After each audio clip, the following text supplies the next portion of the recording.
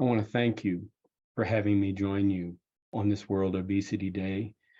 And on this day, what I want to do is look forward and back at the changes we have seen and are seeing in the realm of obesity. First, my disclosures, which are here, and then my objectives, which are to review a little bit of history, examine the reasons why we've seen limited success, and discuss progress that is emerging now, the perspectives that are coming from that progress, and ways that we might better cope with all of the change that we're seeing. First of all, we've seen 4 decades of relentlessly rising obesity in the US and all over the world. Back in the 70s, we thought most obesity with care could be prevented. That turned out not to be true. We latched onto low fat for weight control in the 80s. We came out with clinical guidelines for overweight and obesity, which were quite good, but had limited impact. Then in the 2000s, low-carb diets began to gain prominence, and a charismatic First Lady in 2010 launched the Let's Move program with the intent of raising a healthier generation of kids and ending the obesity epidemic within a generation. None of that worked out too well, and now we have big promises for plant-based diets to both reduce obesity and save the planet.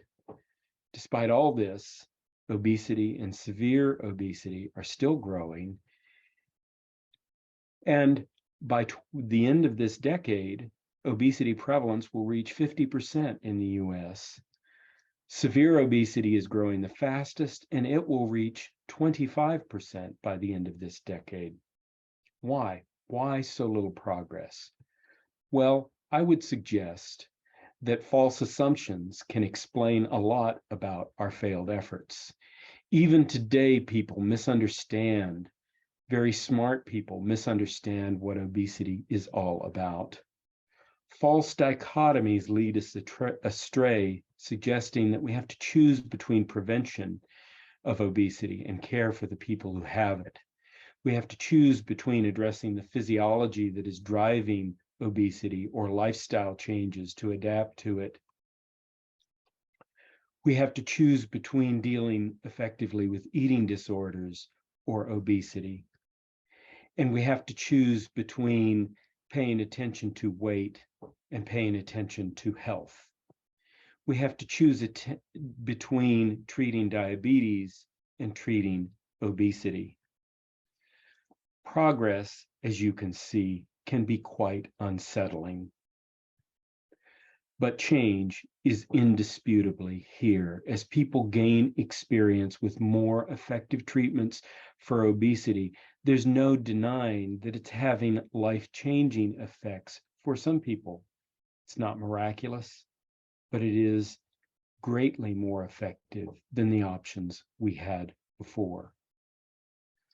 So we can best cope with all of this change by bringing some respect for the science that tells us many factors, not just food, are driving obesity rates.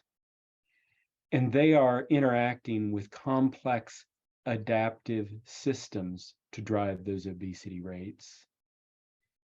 But on top of the science, we have to have respect for people and the diverse perspectives about obesity that they bring, ranging from fat acceptance to health at every size, to self-stigma, to disordered eating, to cycles of weight loss and weight gain, and finally, to a state of being well-informed and engaged in the subject. So what I'd like to sum up is by saying that we can deliver progress if we can advance and translate science, if we can advocate for effective treatment and prevention, and if we can elevate the voices of the lived experience. Thank you.